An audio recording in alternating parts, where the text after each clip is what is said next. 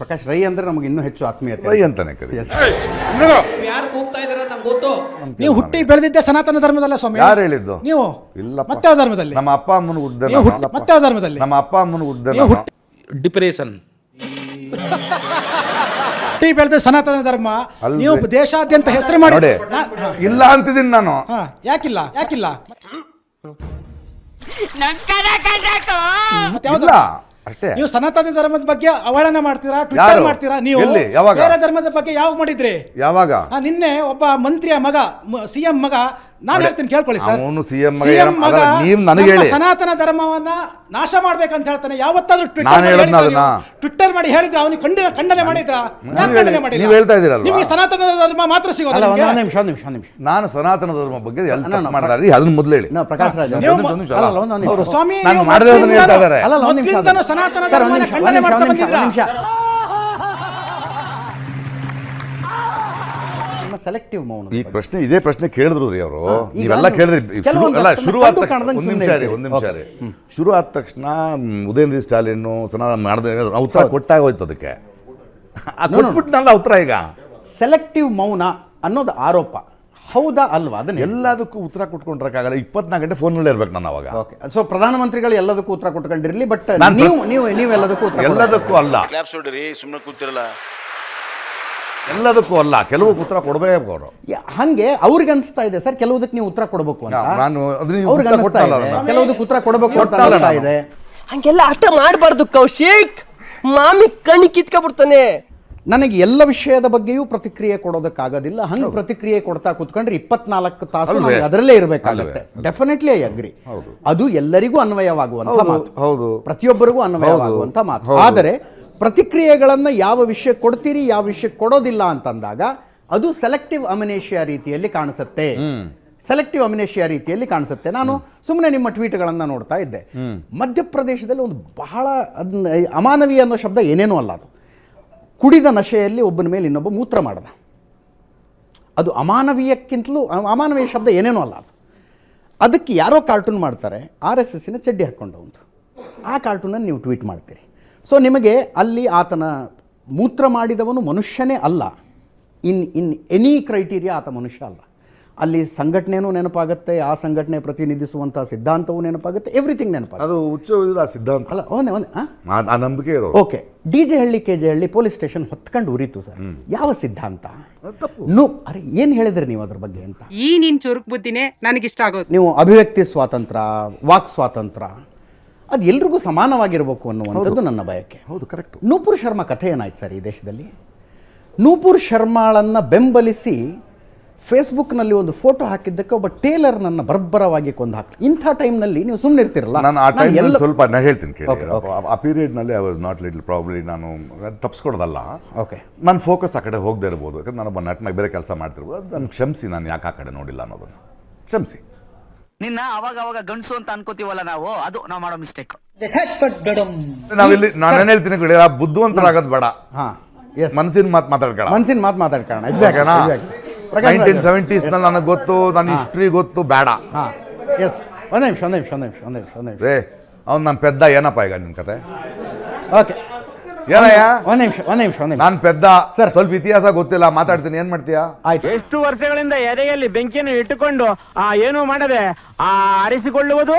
ಆಯ್ತು ಪ್ರಕಾಶ್ ರಾಜ್ ಅವರೇ, ಇತಿಹಾಸ ಗೊತ್ತಿಲ್ಲ, ಕೈ ತೋರಿಸ್ತಿಲ್ಲ. ಒಂದ್ ನಿಮಿಷ ಕೈ ತೋರಿಸ್ಲಿಲ್ಲ. ಒಂದ್ ನಿಮಿಷ ನೀವೊಂದು ಪಾಯಿಂಟ್ ಅನ್ನು ರೇಸ್ ಮಾಡಿದ್ದೀರಿ. ಅವರು ಅದಕ್ಕೊಂದು ಆಕ್ಟಿಂಗ್ ಗೊತ್ತಾನೆ ನಿಂಗೆ? ಆಕ್ಟಿಂಗ್ ಗೊತ್ತಾ? ಏನಯ್ಯ ನೀನು ಅಂದ್ರೆ ಹೆಂಗಿರುತ್ತೆ ನಿಂಗೆ? ಕೇಳೋದಕ್ಕಿದೆ, ದಯವಿಟ್ಟು ಏನೋ ಒಂದು ಕೇಳೋದಕ್ಕಿದೆ. ಪ್ರಕಾಶ್ ರಾಜ್ ಅವರೇ, ನೀನು ನನಗೆ ಹೊಡಿತ್ಯಾ, ಕಾಲ ಚಾಡಿಸೋದಿತ್ಯಾ? ಎಸ್, ನಾನು ಇತ್ತೀಚೆಗೆ ನಿಮ್ಮ ಅನೇಕ ಟ್ವೀಟ್ಗಳು, ಹೇಳಿಕೆಗಳನ್ನು ಎಲ್ಲವನ್ನು ನೋಡ್ತಾ ಇದ್ದೆ. ಬರ್ತಾ ಬರ್ತಾ ನೀವು ಬಹಳ ಕಟ್ಟರ್ ಆಗ್ತಿದ್ದೀರಿ ಅನ್ನಿಸ್ತಿದೆ.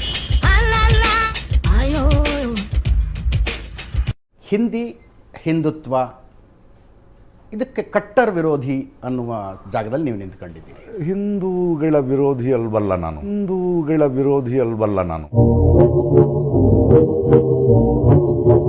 ಧರ್ಮದ ಬಗ್ಗೆ ನನಗೆ ಯಾವ ಸಮಸ್ಯೆನೂ ಇಲ್ಲ.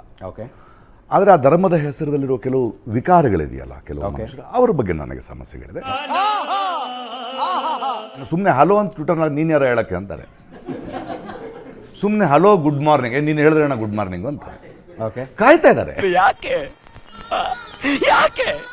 ನೆನ್ನೆ ಉದಯನಿಧಿ ಮಾರನ್ ಮಾತಾಡ್ತಾರೆ. ಹೌದು, ಸನಾತನ ಧರ್ಮವನ್ನು ಹೌದು, ಸರ್ವನಾಶ ಮಾಡೋದು. ಹೌದು, ಯಾರು ಯಾರನ್ನೂ ಸರ್ವನಾಶ ಮಾತಾಡಬಾರ್ದು. ಸನಾತನ ಧರ್ಮವನ್ನು ಸರ್ವನಾಶ ಮಾಡಬೇಕು ಅಂತ ಉದಯನಿಧಿ ಮಾತಾಡ್ತಾರೆ. ಉದಯನಿಧಿಗೆ ತಮ್ಮ ತಾಯಿನ ಕನ್ವಿನ್ಸ್ ಮಾಡೋಕ್ಕಾಗಿಲ್ಲ.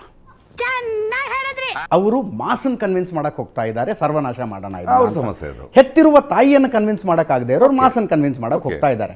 ಈ ರೀತಿಯ ಡಬಲ್ ಸ್ಟ್ಯಾಂಡರ್ಡ್ಗಳು ಕಾಣಿಸ್ತಾ ಇದೆ. ಹೌದು. ಪ್ರಕಾಶ್ ರಾಜ್ ಅವರು ಎದುರಿಗೆ ಸಿಕ್ಕಿರೋದಕ್ಕೆ ಈ ಪ್ರಶ್ನೆ ಬರ್ತಾ ಇರೋದು. ಕೇಳಿ, ನನಗೆ ಇವಾಗ ಅನಂತ್ ಕುಮಾರ್ ಅವರು ಇಡೀ ಮುಸ್ಲಿಂ ಅನ್ನ ತೆಗೆದುಹಾಕ್ಬೇಕು ಅಂತ ಹೇಳಿದ್ರು ಸ್ಟೇಟ್ಮೆಂಟ್. ಇಸ್ಲಾಂ ಎಲ್ಲಿ ತನಕ ಇರುತ್ತೋ ಅಲ್ಲಿ ತನಕ ಟೆರರಿಸಂ ಇರುತ್ತೆ. ಅದು ನೀವು ನಮ್ಮ ನಾಡಿನ ಪರ ಇದ್ದೀರಾ, ತಮಿಳುನಾಡಿನ ಪರ ಇದ್ದೀರಾ? ನಾನು ಮನುಷ್ಯರ ಪರ ಇದ್ದೀನಿ, ಮನುಷ್ಯರ ಪರ ಇದ್ದೀನಿ. ನೀವು ರಾಷ್ಟ್ರೀಯ ಸ್ವಯಂ ಸೇವಕ ಸಂಘದ ಪರನ ವಿರೋಧನ? ಅವರ ಸಿದ್ಧಾಂತಗಳು ನನಗೆ ಇಷ್ಟ ಆಗಲ್ಲ ಸರ್, ಇಷ್ಟ ಆಗೋದಿಲ್ಲ. ಆದ್ರೆ ಇದೇ ರಾಷ್ಟ್ರೀಯ ಸ್ವಯಂ ಸೇವಕ ಸಂಘ ಒಂದೇ ಧರ್ಮ ಇರಬೇಕು ಅಂತೆಲ್ಲ ಹೇಳ್ತಾರೆ. ಕರೆಕ್ಟ್, ನೀವು ಹೇಳಿದ ಒಂದೇ ಅಲ್ಲಿ ಶುರು ಆಗ್ತಾ ಇದೆ. ಯಾವುದು ಇಷ್ಟ ಆಗೋದಿಲ್ಲ ಅಲ್ಲ, ಅವರು ಇಡೀ ಅವರು ಸಪೋರ್ಟ್ ಮಾಡ್ತಿರೋ ಅಂತ ಇದಾರಲ್ಲ, ನಾವು ಹಿಂದೂ ಧರ್ಮನೇ ಇರಬೇಕು ಅಂತಲ್ಲ, ಒಂದೇ ಧರ್ಮ ಇರಬೇಕು ಅನ್ನೋದು ನನಗೆ ಇಷ್ಟ ಆಗಲ್ಲ. ಹಂಗೆಲ್ಲ ಆಟ ಮಾಡಬಾರ್ದು ಕೌಶಿಕ್, ಮಾಮಿ ಕಣ್ಣು ಕಿತ್ಕೊಬಿಡ್ತಾನೆ. ಯಾವಾಗ ಹೇಳಿದ್ರು ಅವರು ಒಂದೇ ಧರ್ಮ ಇರಬೇಕು ಅಂತ? ಯಾವಾಗ? ಕಾರ್ಯಗಳ ಮೂಲಕ, ವೈಖರಿಗಳ ಮೂಲಕ ಹಂಗೆ ಇರುತ್ತೆ. ಓಕೆ, ನೀವು ಅಂದರೆ ಹಿಂದೆ ಯಾವುದೋ ಒಂದು ಕಾನ್ಕ್ಲೇವಲ್ಲಿ ನೋಡ್ತಾ ಇದ್ದೆ ನಾನು, ಒಂದು ಧರ್ಮ, ಒಂದು ಪೂಜಾ ಪದ್ಧತಿ, ಒಂದು ಆಹಾರ ಪದ್ಧತಿಯನ್ನು ಶ್ರೇಷ್ಠ ಅಂತ ಬಿಂಬಿಸುವ ಪ್ರಯತ್ನ ಆಗ್ತಾ ಇದೆ ಅಂತ. Do you really think? ಯಾವುದದು? ನೀವು ಒಂದು ನ್ಯಾಷನಲ್ ಚಾನಲ್ನ ಕಾನ್ಕ್ಲೇವ್ನಲ್ಲಿ ಒಂದು ಏಕರೂಪತೆಯನ್ನು ತರುವ ಪ್ರಯತ್ನ ನಡೀತಾ ಇದೆ ಅನ್ನೋದ್ರ ಬಗ್ಗೆ ನೀವು ಒಂದು ಅಬ್ಜೆಕ್ಷನ್? ನನಗೆ ಅದ್ರ ಬಗ್ಗೆ ಅಬ್ಜೆಕ್ಷನ್ ಇರುತ್ತೆ. ನಾನು ಪ್ರಕೃತಿ ಜೊತೆ ಇರೋದ್ರಿಂದ ಎಲ್ಲ ಬೇಕು ಅಂತೀನಿ ನಾನು. ಜಾಸ್ತಿ ಆಯ್ತು, ತುಂಬಾ ಜಾಸ್ತಿ ಆಯ್ತು ಅಂತೀನಿ ನಾನು. ಎಲ್ಲ ವೈವಿಧ್ಯ ಇರಬೇಕು. ಡೆಫಿನೆಟ್ಲಿ ಆ ವೈವಿಧ್ಯ ಈ ದೇಶದ ಸಂಸ್ಕೃತಿಲಿದೆ ಅನ್ನೋದು ನನ್ನ ನಂಬಿಕೆ. ಹೌದು, ಒಂದೇ ಮನೆಯಲ್ಲಿ ಯಾರು ಅದನ್ನು ಚೇಂಜ್ ಮಾಡಬೇಡಿ ಅಂತೀನಿ. ಚೇಂಜ್ ಯಾರು ಮಾಡ್ತಿದಾರಲ್ಲ? ಯಾರು? ಮುಸ್ಲಿಮರನ್ನು ಹೊಡಿತಿದ್ದಾರೆ, ಆದಿವಾಸಿಗಳನ್ನ ಹೊಡಿತಿದ್ದಾರೆ, ದಲಿತರನ್ನ ಹೊಡಿತಿದ್ದಾರೆ, ಹುಚ್ಚ ಹೋಯ್ತಾರೆ. ತಪ್ಪು ಅದಲ್ಲ. ಡೆಫಿನೆಟ್ಲಿ ತಪ್ಪು ಸರ್, ಡೆಫಿನೆಟ್ಲಿ ತಪ್ಪು. ಅವರೆಲ್ಲ ಆ ಸಂಘಕ್ಕೆ ಸಂಬಂಧ, ಅವರೆಲ್ಲ ಸಂಘದಲ್ಲಿ ಇರೋದ್ರಿಂದ ಮಾಡ್ತಿದ್ದಾರೆ ಅಂತ ಇರೋರು ಅಂತಿದ್ದೀನಿ.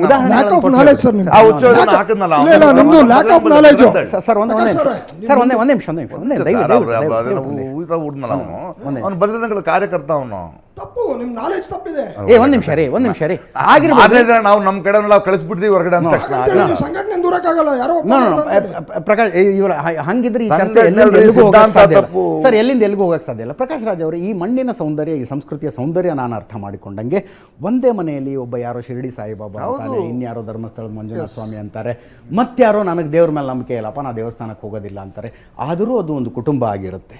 ಅದು ಈ ದೇಶದ ಸಂಸ್ಕೃತಿ, ಈ ನೆಲದ ಸಂಸ್ಕೃತಿ ಮತ್ತು ಈ ಸಂಸ್ಕೃತಿಯ ಸೌಂದರ್ಯ ಅನ್ನೋದು ನಮ್ಮ ನಂಬಿಕೆ. ಅದನ್ನು ಯಾರು ಚೇಂಜ್ ಮಾಡಕ್ಕೆ ಹೊರಟಿದ್ದಾರೆ ನಿಮ್ಮ ಪ್ರಕಾರ? Who is trying to change it? ಯಾರದೋ ಧಾರ್ಮಿಕ ನಂಬಿಕೆಗಳಲ್ಲಿ ನೀನು ಈ ಮಾರಮ್ಮನ ಪೂಜೆ ಮಾಡಬೇಡ ಅಥವಾ ಇನ್ಯಾವುದೋ ಇಂಥದ್ದೇ ಧರ್ಮ ಗ್ರಂಥ ಓದು, ಯಾರು ಹೇಳಕ್ ಬರ್ತಿದ್ದಾರೆ? ಅದನ್ನ ಮಾಡ್ತಿದ್ದಾರೆ, ಹೇಳ್ತಿಲ್ಲ ಸರ್. ದಯವಿಟ್ಟು ಉದಾಹರಣೆ ಸಮೇತ ಎಲ್ಲ ಇದೆ ಸರ್, ಉದಾಹರಣೆ ಸಮೇತ ವಿವರಿಸಿ ಸರ್. ನನಗೆ ಯಾರದ್ದೋ ಪೂಜಾ ವಿಧಾನ, ಧಾರ್ಮಿಕ ಮಸೀದಿ ಮುಂದೆ ಹೋಗ್ಬಿಟ್ಟು ಯಾಕೆ ಜೈ ಶ್ರೀರಾಮ್ ಅಂತ ಬೇಕಂತ ಕಿರಿಸ್ತೀರಿ? ಓಕೆ, ಜೈ ಶ್ರೀರಾಮ್ ಅಂಡ್ ಅಲ್ಲಾಹು ಅಕ್ಬರ್ ತಪ್ಪಿಲ್ಲ, ಎರಡೂ ತಪ್ಪಿಲ್ಲ, ಎರಡೂ ತಪ್ಪಲ್ಲ. ಆದ್ರೆ ಅವ್ರ ಮುಂದೆ ಬೇಕಂತ ಅವ್ರನ್ನ ಇರಿಟೇಟ್ ಮಾಡಕ್ಕೆ ಯಾಕೆ ಕಿರಿಸ್ತೀರಿ? ಸರ್ ಒಂದ್ ನಿಮಿಷ ದಯವಿಟ್ಟು. ಅವ್ರು ಯಾಕೆ ಇದ್ರ ಮುಂದೆ ಕಿರಿಸ್ತಾರೆ? ಗಣಪತಿ ಸರ್, ನಾನು ಯಾವುದಕ್ಕೂ ಸಂಬಂಧ. ಒಂದ್ ನಿಮಿಷ ನನಗೆ ಮನುಷ್ಯರು ಬೇಕು. ಹಿಡಿ ಚೆನ್ನಾಗಿ ಕಾಕ ಹಿಡಿದ್ಯಾ ಮಗನೇ. ಸರ್, ಈ ದೇಶದಲ್ಲಿ ಧರ್ಮ ಗ್ರಂಥ, ದೇವರು ಇದ್ಯಾವುದನ್ನು ನಾನು ನಂಬುವುದಿಲ್ಲ ಅಂತ ಹೇಳ್ಕೊಂಡು ಬದುಕುವ ಸ್ವಾತಂತ್ರ್ಯ ಇದೆ. ಹಾಗೆ ಬದುಕಿದಂಥವ್ರು ಪ್ರಕಾಶ್ ರಾಜ್ ಮೊದಲನೇವರು ಅಲ್ಲ, ಕೊನೆಯವರು ಅಲ್ಲ. ಚಾರ್ವಾಕರಂಥ ಋಷಿಮುನಿಗಳೇ ಹಂಗೆ ಬದುಕಿದ್ದಾರೆ. ದೇವರಿಲ್ಲ, ಸೋ ಅವ್ರದ್ದು ಹೇಳಿದೆ, ನಿಮ್ದಲ್ಲ. ನಾನು ದೇವರು ಇದ್ದಾರೆ ಅನ್ನೋದಕ್ಕೆ ನಂಬಿಕೆ ಸಾಕು. ಓಕೆ, ದೇವರು ಇದ್ದಾರೆ ನಂಬಿಕೆ ಸಾಕು. ಓಕೆ, ಇಲ್ಲ ಅನ್ನಕ್ಕೆ ತುಂಬಾ ಜ್ಞಾನ ಬೇಕು, ನನಗಿಲ್ಲ. ತುಂಬಾ ಜ್ಞಾನ ಬೇಕು, ನನಗಿಲ್ಲ. ಕರೆಕ್ಟ್. ಆದ್ರಿಂದ ದೇವರಿಲ್ಲ ಅಂತ ಹೇಳಲ್ಲ ನಾನು. ಆಯಾ ಧರ್ಮ ಪಾಲಿಸ್ಕೊಳ್ಬೇಕಾದ್ರೆ ಮನುಷ್ಯ ಧರ್ಮನ ಪಾಲಿಸಿ, ಮಾನವೀಯತೆಯನ್ನು ಮರಿಬೇಡಿ ಅಂತ ಹೇಳ್ತಿದ್ದೀನಿ. ಕ್ರಿಶ್ಚಿಯನ್ರು ಮನುಷ್ಯ ಹುಟ್ಟಿದ್ದೇ ನಮ್ಮಿಂದ ಮೊದಲ ಮಾನವ, ಅವರು ಹೇಳ್ತಾ ಇರ್ತಾರೆ. ಅವ್ರವ್ರ ಮನೆಯಲ್ಲಿ ಹೇಳ್ಕೊಂಡು ಕುಂತ್ಕೊಳ್ಳಿ, ನೀವು ನಂಬ್ಕೊಂಡು ಕುಂತ್ಕೊಳ್ಳಿ, ಬೀದಿಗೆ ತರಬೇಡಿ. ಬೀದಿಗೆ ತಂದಾಗ ತರಬೇಡಿ ಅಲ್ಲ, ತಂದಾಗ ಯಾರೂ ತರಬೇಡಿ ಅಂತೀನಿ. ನಿಮ್ಮ ಧರ್ಮ ನಿಮ್ಮ ಮನೆಯಲ್ಲಿ ಇಟ್ಕೊಳ್ಳಿ, ದೇಶದ ಅಭಿವೃದ್ಧಿ ನೋಡಿ, ಒಂದು ದೇಶ ಒಂದು ಎಲೆಕ್ಷನ್ಗಿಂತ ಒಂದು ದೇಶ ಒಂದು ಶಿಕ್ಷಣ ಪದ್ಧತಿಯನ್ನು ಮಾಡೋಣ. ಥ್ಯಾಂಕ್ಸ್. ಈ ದೇಶಕ್ಕೆ ನಿಮ್ಮಿಂದ ಒಂದು ಸಣ್ಣ ಸಹಾಯ, ಸ್ಮಾಲ್ ಹೆಲ್ಪ್, ನೋ ಚಾನ್ಸ್ ಅಷ್ಟೇ.